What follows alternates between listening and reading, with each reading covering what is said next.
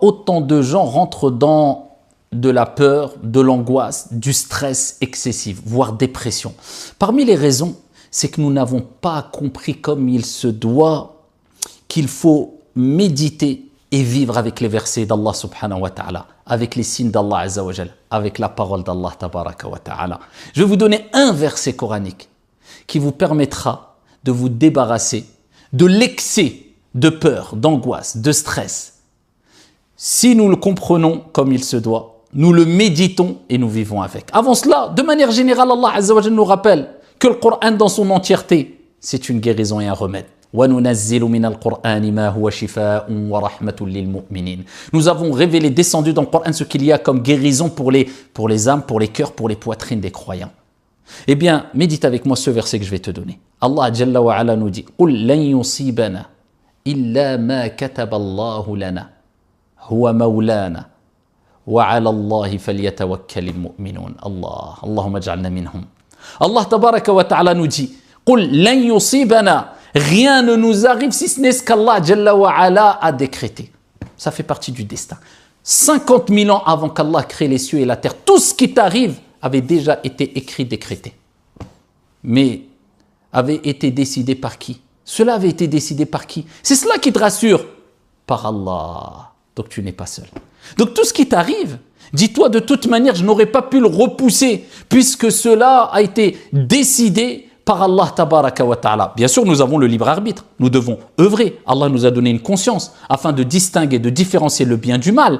Mais tout ce que nous faisons ne peut se réaliser sans la volonté d'Allah, car Allah a dit dans le Coran وَمَا تَشَاءُونَ إِلَّا أَن يَشَاءَ اللَّهُ رَبُّ الْعَالَمِينَ. Vous ne pouvez vouloir que si Allah, Seigneur des mondes, le veut. Donc tu dois être rassuré, apaisé. De toute manière, je n'aurais pas pu le repousser. Cela s'est passé, je dois le surmonter. Mais Allah ne te laisse pas seul. Il nous dit dans un verset لا يكلف الله نفسا إلا وسعها. Allah ne donne pas à une âme une charge au-dessus de sa capacité. Ce qui a été décrété, l'épreuve que tu vis, le problème que tu es en train d'essayer de surmonter, tu peux le surmonter puisqu'Allah Azza wa Jal a dit je ne donne pas à une âme, à une personne une charge au-dessus de ses capacités. Relativise. Regarde autour de toi, des gens ont beaucoup plus ils ont des épreuves beaucoup plus grandes que toi. Et avec cela, ils les surmontent. Comment toi, tu ne pourras pas surmonter cette épreuve alors qu'Allah Azza wa Jal a rappelé que tout ce qui t'arrive, tu pourras le supporter puisqu'Allah ne donne pas à une âme une charge au-dessus de ses capacités.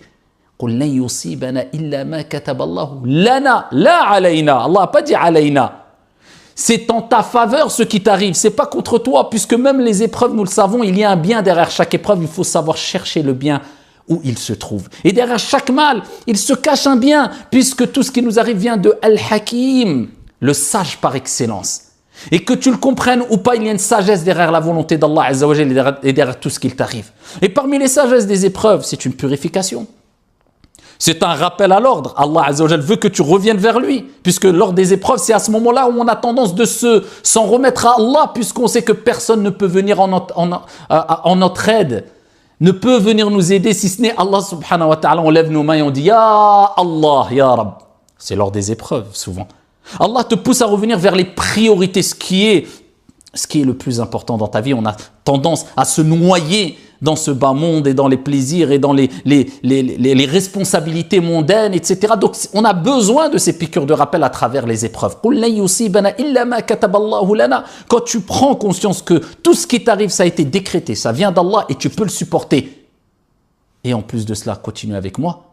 Et tu sais qu'Allah Azza wa Jal dit Huwa Maulana. Allah ne te laisse pas seul. Face à cette étape indispensable de ta vie, face à cette épreuve que tu es en train de subir, Allah ne te laisse pas seul. Huwa Maulana, il te rappelle que c'est lui le protecteur, c'est lui le secoureur.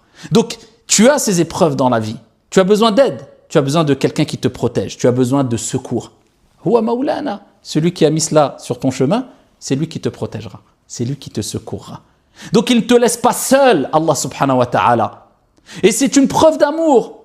Prenons un exemple, walillahi al-mathalul a'la. Regarde les parents quand ils savent que leur enfant qui a atteint l'âge de 1 an par exemple a besoin de passer cette étape indispensable de sa vie, marcher, se déplacer. eh bien, ils le laissent marcher seul, ses premiers pas, bien qu'ils savent qu'il va tomber, qu'il va peut-être trébucher, qu'il va se faire un peu mal. Mais ils savent qu'il ne va pas se casser une jambe ou ça va pas être une douleur insurmontable parce qu'ils savent. Mais ils l'aiment. Et donc, ils savent qu'il a besoin de passer par cette étape-là. Et ils le surveillent. Et ils l'aident. Et ils l'assistent. Et ils viennent à son secours s'il tombe. Et ils le font avec plaisir. Bien que l'enfant a peur, bien que c'est pour son bien. Walillahi al-mathalul a'la. Que dire d'Allah subhanahu wa ta'ala? Alors qu'Allah tabaraka wa ta'ala est plus clément, miséricordieux envers nous que ne l'est la mère envers son propre enfant. Subhanahu wa ta'ala. Bismillahirrahmanirrahim. Au nom d'Allah, le tout miséricordieux, le très miséricordieux. Celui qui a rappelé que, comme le prophète alayhi salatu wa salam l'a dit, sa miséricorde a dépassé sa colère. Donc Allah ne te veut pas ton mal. Allah tabaraka wa ta'ala te met des signes, te met des tests sur ton chemin. Tu peux les supporter. Et pour les supporter, il faut comprendre tout ce que je suis en train de dire et ce verset coranique afin que tu surmontes cela avec apaisement, avec un cœur tranquille. Bien que tu auras ces sentiments de peur, de stress, c'est humain, mais avec une limite. Ça ne va pas dépasser les limites puisque tu comprends que Huwa Maulana, Allah c'est ton protecteur. Allah c'est celui qui va te secourir. Et ça ne s'arrête pas là. Wa 'ala Allahi falyatawakkalil mu'minun. Mais il faut t'en remettre à Allah subhanahu wa ta'ala. Allah azza wa jalla dit, et c'est en Allah que s'en remettent, que placent leur confiance les croyants. Il faut comprendre at-tawakkul, que l'importance du tawakkul, de s'en remettre à Allah azza wa jalla. Tu sais que si je m'en remets à Allah, Allah m'apportera son secours, son soutien. Allah m'apportera meilleur. Et c'est pour cela qu'on voit des gens qui ont une déficience dans le tawakkul. Ils ne délaissent pas une voie haram parce qu'ils ont peur de perdre quelque chose de ce bas monde. Ils ont oublié que s'ils délaissaient cela pour Allah, Allah remplacerait cette chose-là par meilleur. Ils ne veulent pas délaisser l'argent haram ou ce travail haram ou etc. par crainte de ne plus avoir leur risque, leur subsistance. Ils ont oublié qu'Allah Azza wa Jal c'est Al-Ghani, le riche. Et celui qui délaisse une chose pour Allah, Allah le remplace par quelque chose de meilleur. Mais c'est une question de tawakkul. Wa 'ala Allahi falyatawakkalil mu'minun. Et c'est en Allah que placent leur confiance les croyants. Donc quand tu as compris que tout ce qui t'arrive a été déjà écrit, décrété, que cela relève de la foi et des piliers de la foi, puisque parmi les piliers de la foi, les 6 piliers de la foi, il y a al-imanu bil qadar khayrihi wa sharrihi, la croyance, la foi au destin bon ou mauvais, tout vient d'Allah. Quand tu as compris que ce que tu as, tu peux le supporter. Quand tu as compris qu'Allah tabaraka wa ta'ala, c'est ton protecteur. Et c'est ton secoureur si tu sais frapper à la bonne porte. C'est-à-dire, wa tawakkal 'ala al-hayy alladhi la yamut, et place ta confiance en le vivant qui ne meurt pas. Tu as compris le verset où Allah Azza wa Jal dit wa man yatawakkal 'ala Allah fa huwa hasbuh. Celui qui place sa confiance en Allah, Allah lui suffit. Allah lui suffit face aux injustices. Allah lui suffit face au mal. Allah lui suffit face à la peur. Allah lui suffit face à l'angoisse. Allah te suffit, car tu as le meilleur auprès de toi. Wa huwa maulana. Huwa maulana, c'est lui notre secoureur, c'est lui, Allah tabaraka wa ta'ala, qui te protégera. Donc vivez avec ce verset coranique, soyez apaisés. Évitez de trop stresser, évitez de trop angoisser. Et méditez la parole d'Allah tabaraka wa ta'ala, et levez les mains au ciel, et demandez à Allah subhanahu wa ta'ala le raffermissement lors des épreuves. Walhamdulillah. Malheureusement, nombreux sont ceux et celles parmi les musulmans et les musulmanes qui se sont détournés du livre d'Allah, qui n'ont pas pris le Coran comme guide, qui ne cherchent pas à l'étudier, à le méditer, alors que cela est nécessaire pour nous, nous qui sommes musulmans. Ce livre, le Coran, est un livre impressionnant. Il a ébloui les sages. Il a surpassé les poètes.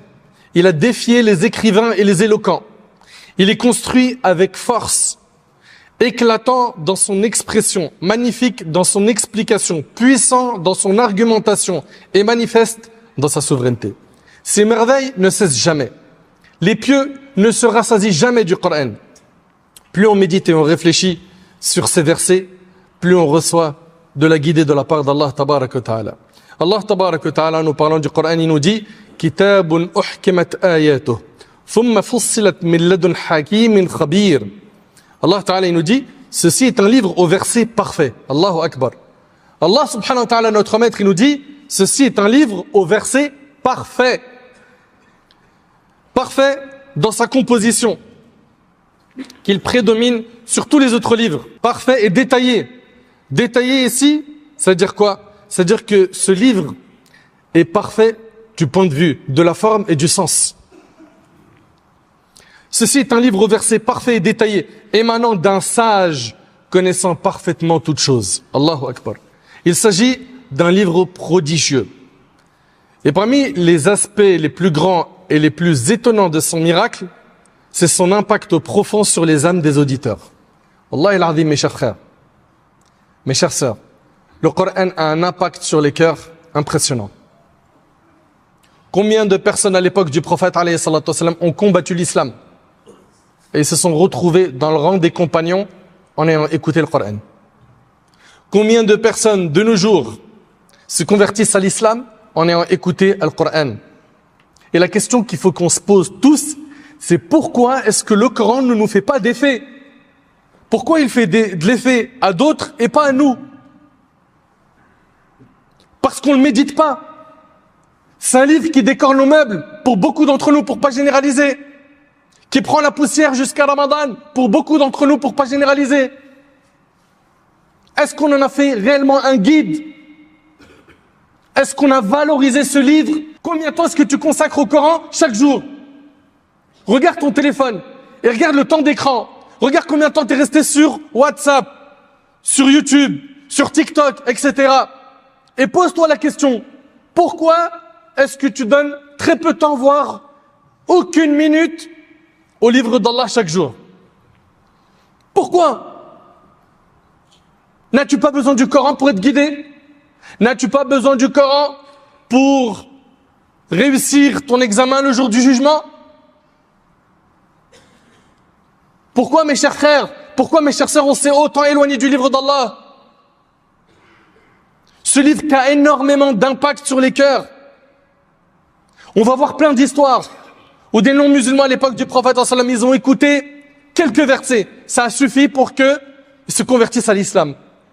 Et nous, on a le Coran à la maison. On ne l'ouvre pas, on ne le lit pas, on ne le médite pas, on ne l'étudie pas. Et on veut que la situation de la Oumma s'améliore.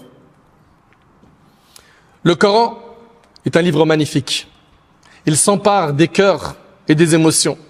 Il n'y a personne qui l'écoute avec attention et concentration sans céder à son influence. Il est d'une beauté impressionnante, d'une élocution qui n'a pas d'égal. Il s'agit d'un livre extraordinaire qui s'adresse au cœur, qui rapproche d'Allah subhanahu wa ta'ala. Si ce livre avait été révélé à une montagne dure, elle s'effondrerait et tremblerait. Mes chers frères, mes chères sœurs, voyons ensemble quelques histoires de gens qui n'étaient pas des musulmans à l'époque du prophète sallam. Et regardez ce que le Coran a eu comme effet sur leur cœur. Utba ibn Rabi'a, un chef des Quraysh, il a été bouleversé en écoutant le Coran. Lui qui était venu pour parler au prophète sallam dans le but de le faire abandonner sa mission. Imaginez-vous, il va voir le prophète alayhi salatu wassalam pour lui faire abandonner sa mission de prophète. Le prophète alayhi salatu wassalam va lui réciter le Coran et écouter ce qu'il va dire à son peuple quand il va retourner auprès d'eux. Il va leur dire: j'ai entendu des paroles que je n'ai jamais entendues auparavant. Ô gens de Quraysh, écoutez-moi et laissez-le faire ce qu'il veut. Par Allah, ces paroles auront une grande importance. Qu'est-ce qu'ils lui ont dit? Ils lui ont dit: c'est de la magie par le Seigneur de la Kaaba. Il t'a ensorcelé. Également, Jubayr ibn Mut'im. Cet homme-là, qui arrive à Médine, il voit que le prophète est en train de réciter pendant Salat al-Maghrib Surat al-Tur. Et lorsque le prophète va arriver au verset Am khuliqu min ghayri shay am humul khaliqun, ont-ils été créés à partir de rien ou sont-ils eux-mêmes les créateurs? Il dit: Kada qalbi an yatir, mon cœur a failli s'envoler. En écoutant le Coran, ça a eu un effet sur son cœur. Et jusqu'à maintenant, le Coran ne fait pas d'effet sur beaucoup de cœurs. Mais il faut qu'on se pose des questions. Le Coran a eu un effet immédiat sur son cœur. Et toi, jusqu'à maintenant, tu me dis, je ne généralise pas. Moi, je l'écoute, il me fait rien. Mais tu cherches pas à l'étudier. Tu n'en as pas fait un objectif de le méditer. Jubayr ibn Mut'im, subhanallah, qui entend ce verset, ont-ils été créés à partir de rien ou sont-ils eux-mêmes les créateurs? Le verset est très puissant. Très puissant. Al-Walid ibn al-Mughira, une grande personnalité de la Mecque, un sage, a été aussi bouleversé par l'écoute du Coran. Il avait été choisi pour négocier avec le prophète sallam. Pareil, fait partie des hommes qui est parti voir le prophète pour calmer sa da'wa, pour qu'il arrête sa mission.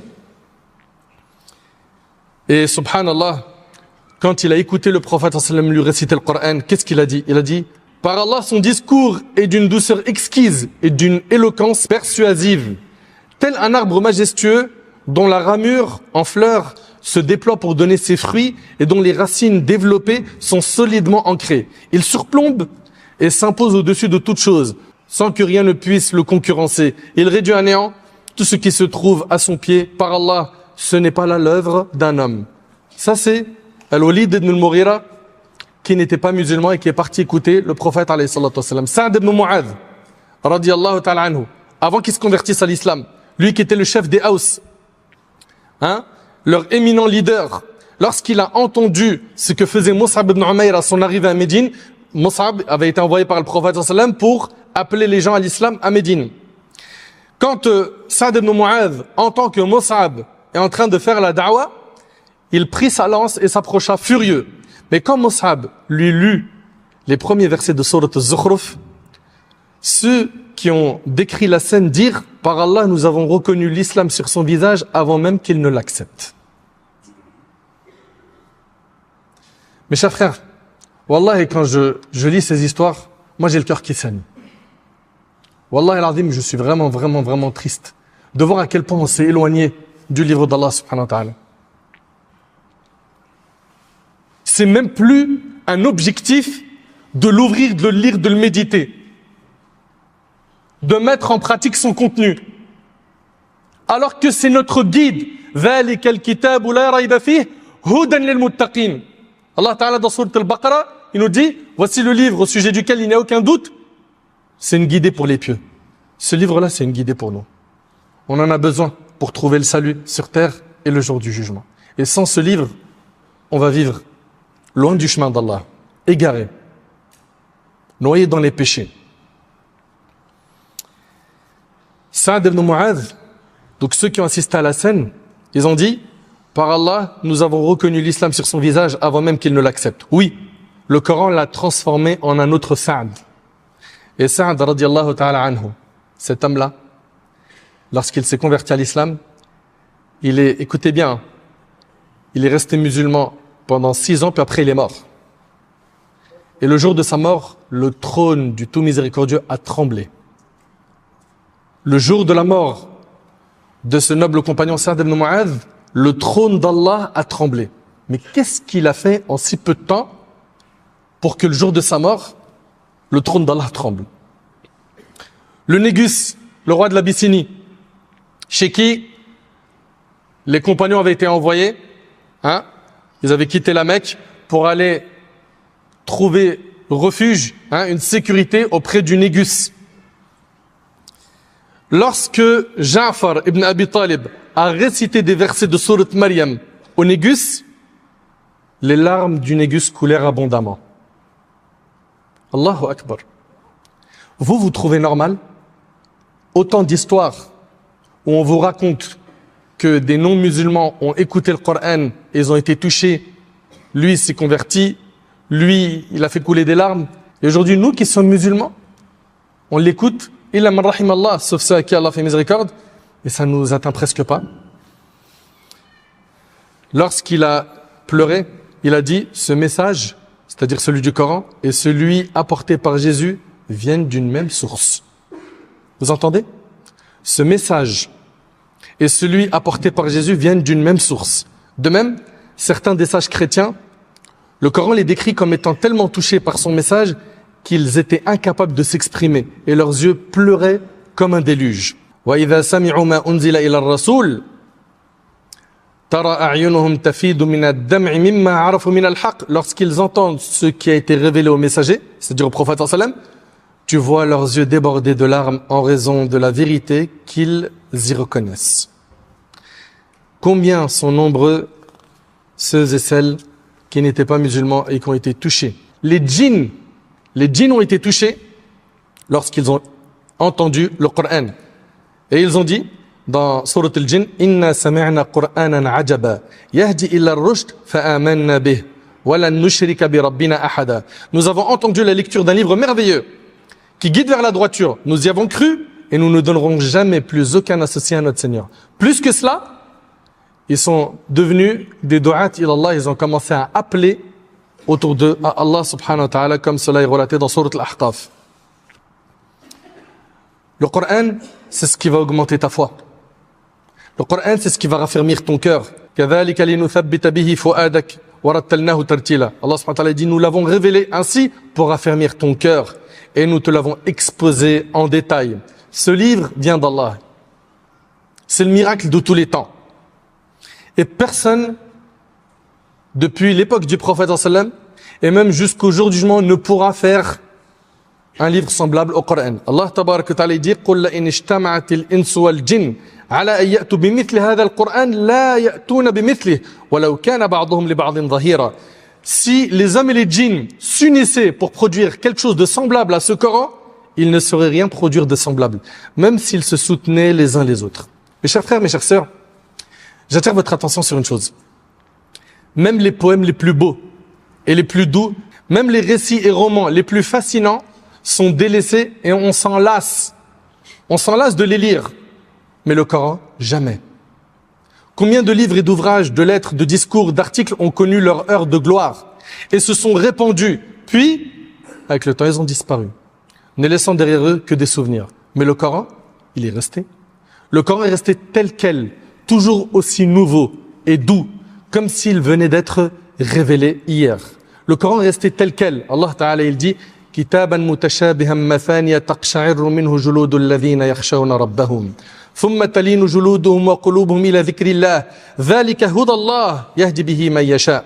Un livre dont les versets se ressemblent et se répètent. Et subhanallah, on vous l'a dit, n'importe quel livre que tu vas lire plusieurs fois, même si tu l'as apprécié, à un moment donné, tu vas t'en lasser. Mais le livre d'Allah, plus tu le lis, plus tu t'y attaches. Plus tu le lis, plus tu l'aimes. Allahu Akbar. Allah Ta'ala dit, un livre dont les versets se ressemblent et se répètent, à l'écoute duquel la peau de ceux qui craignent leur Seigneur frissonne, puis leur peau et leur cœur s'apaisent au rappel d'Allah. Telle est la guidée du livre d'Allah à travers lequel il guide qui il veut. Allah Ta'ala, en parlant du Coran, il nous dit, Nurun wa kitabun mubin, yahdi bihi Allahu man ittaba'a ridwanahu subul as-salam, ويخرجهم من الظلمات إلى النور بإذنه ويهديهم إلى صراط مستقيم.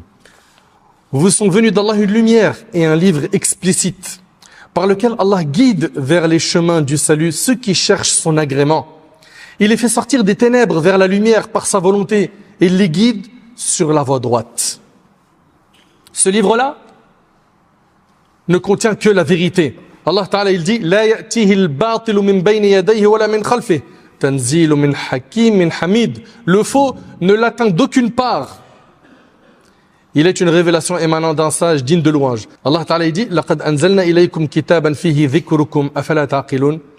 Méditez sur ce verset. Allah dit, nous vous avons révélé un livre qui fait votre honneur. Qui fait votre honneur. Ne raisonnez-vous donc pas? Allahu Akbar. Normalement, quand on écoute le Coran, on cherche à mettre en pratique son contenu. Allah Ta'ala dit الذين يستمعون القول فيتبعون أحسنه أولئك الذين هداهم الله وأولئك هم أولو الألباب. Ceux qui écoutent ma parole et se conforment à ce qu'elle comporte de meilleur. Voilà ce qu'Allah guide et ceux qui sont doués de raison. L'imam Al-Asfahani, rahimahullah, qu'Allah lui fasse miséricorde, il a dit, parmi les miracles du Coran, il y a son effet sur les cœurs et son influence sur les âmes. En effet, tu n'entends aucun autre discours qu'il soit en vers ou en prose, qui lorsqu'il frappe l'oreille et atteint le cœur, procure à la fois plaisir et douceur d'une part, et crainte et solennité d'une autre part, au point que les peaux en frissonnent, les cœurs en tremblent et les yeux en pleurent. Ibn al-Qayyim, rahimahullah, il a dit, si tu veux profiter du Coran, concentre-lui ton cœur, réveille ton esprit, affûte ton écoute et active tes sens. Mais nous aujourd'hui, pour certains, et je ne généralise pas, ils vont mettre le Coran à la maison, ils l'écoutent pas attentivement, ils le méditent pas, ils font même le contraire de ce qu'il y a dans le Coran. Il va insulter pendant qu'il écoute le Coran, mentir, médire, etc. Allah tabarak wa ta'ala, il dit, inna fi dhalika la dhikra liman kana lahu qalb aw alqa as-sam'a wa huwa shahid. Il y a là une exhortation pour celui qui est doué de raison ou qui prête attentivement l'oreille à l'exhortation. Ibn al-Jawzi, rahimahullah, il a dit, les exhortations du Coran sont des remèdes pour les maladies des cœurs. Et les preuves du Coran suffisent pour celui qui cherche la voie de la droiture, ou sont ceux qui suivent le chemin de la sécurité et du bien-être. Et l'érudit algérien, Abdelhamid ibn Badis, qu'Allah lui fasse miséricorde, a dit, par Allah, je n'ai jamais vu, bien que je sois rempli de péchés et de défauts, quelque chose qui adoucit plus le cœur, qui fait verser plus de larmes, qui suscite davantage de crainte et qui incite plus au repentir que la récitation du Coran et son écoute. Mais vous savez ce qui nous manque? C'est la méditation du Coran. On le lit, mais on ne le médite pas. Allah Ta'ala dit, أَفَلَا يَتَدَبَّرُونَ الْقُرْآنَ أَمْ عَلَى قُلُوبٍ أَقْفَلُهَا. Allah subhanahu wa ta'ala dit, ne méditent-ils pas sur le Coran, ou bien ils ont des cadenas sur leur cœur? Est-ce qu'on a des cadenas sur notre cœur? Celui qui médite le Coran, il le guidera vers tout bien.